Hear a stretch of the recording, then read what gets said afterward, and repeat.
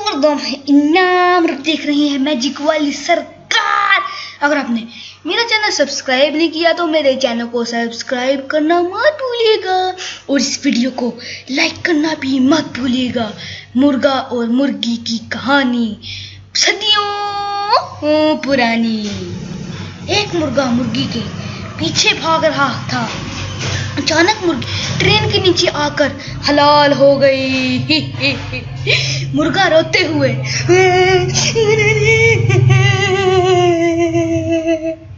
मोर माँ बहुत नेक थी, जान दे दी मगर चुम्मी नहीं दी।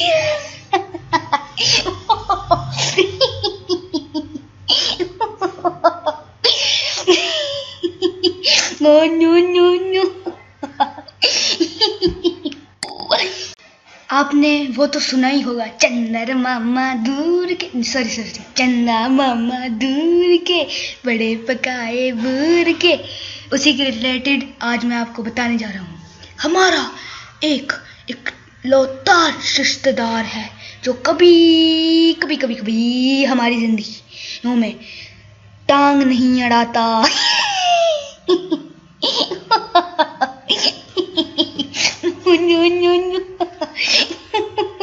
दोस्तों उम्मीद है कि आपको ये वीडियो पसंद आई होगी। अगर आपको वीडियो पसंद आई तो मेरे चैनल सब्सक्राइब करना मत भूलिएगा, इस वीडियो को लाइक करना भी मत भूलिएगा।